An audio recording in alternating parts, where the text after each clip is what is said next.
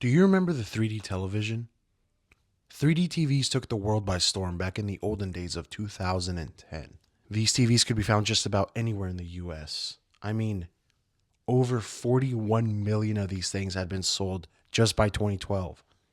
Now, unless I'm easily impressed by anything, the idea of seeing a 3D movie in your own living room sounds like the greatest thing to be invented since microwaving your underwear. I mean, who wouldn't want to try to catch a hot dog in their mouth while watching Cloudy with a Chance of Meatballs? Or watch Johnny Knoxville get flung around by a bull? The concept of 3D at home sounded revolutionary, which leads to the question, what happened to the 3D television? Let me take you back to before the 2010s. Audiences' reactions to 3D movies were generally negative. The technology was seen as a gimmick, a means to create shock value to sell tickets to movies such as Friday the 13th Part 3. Oh my god! Oh my god! Or Jaws 3D.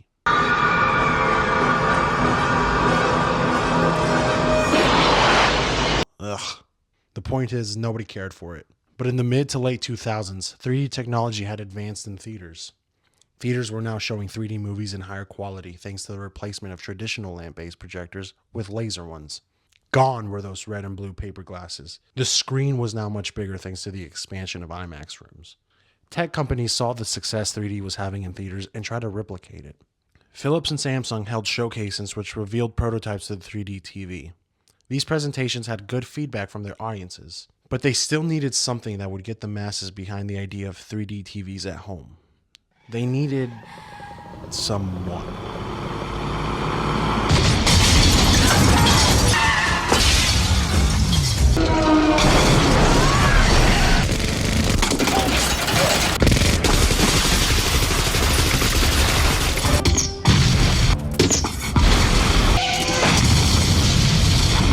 I'm flying!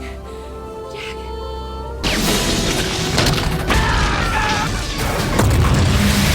I'll never let go. I promise.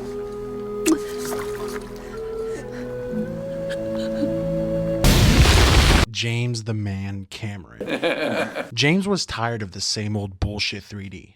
So, he and Vance Pace developed their own 3D camera system called the Fusion Camera System, which allowed for a more immersive experience. And so on December 18th, 2009, using the technology they had developed, they released. And people lost their fucking minds. Of course, people now wanted that 3D theater experience in their homes. And so it was off to the races for these tech companies. Samsung, LG, Sony, and Philips had all released 3D TVs by 2010, and people bought them. They bought them all. As I said earlier, over 41 million of these things had been sold by 2012. The platform had become so popular that even sports channels like ESPN launched their own 3D broadcast. The PlayStation 3 offered 3D gameplay, and movie studios began releasing 3D Blu-rays. So where did it all go wrong? Let's start with the TV itself. A 3D TV wasn't the cheapest thing ever. In fact, Sony's Kidul 55 750 would go around for $1,400 brand new. Some models also had perspective problems. If you weren't sitting directly in front of it, the 3D illusion would break and you couldn't enjoy what was on display. Then you have the glasses. There were two types, active and passive.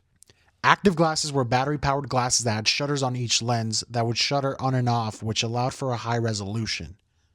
But some people said they could notice the flicker of the glasses, which would cause eye strain. They were also around $100 for a new pair, and your TV typically would only come with two. Also, if you forgot to charge the battery on them, you couldn't really watch your TV. Passive glasses would get rid of some of these problems. They were more like the glasses you get in theaters, so you didn't have to worry about flickering or charging them. But if you sat on an angle that wasn't directly facing the TV, they wouldn't work. The glasses also had a vertical resolution, leading to lower resolution. Also, if you wore glasses underneath, like me, they weren't really the most comfortable thing. Lastly, the content. While yes, studios did release 3D Blu-rays for some movies, those movies weren't shot in 3D. In fact, most of them were shot for standard viewing, then turned into 3D in post, which resulted in a less immersive experience. It also wasn't like every single movie now had a 3D edition. People got bored of seeing the same 3D movies over and over again. This led to audiences seeing 3D in a negative way. The technology was once again seen as a gimmick. And also 4K became cheaper and had sharper images with vibrant colors and offered a way better resolution. This ultimately led to the death of the 3D TV. But what do you think? Should the 3D TV make a comeback, considering technology is better now? Or should it stay dead?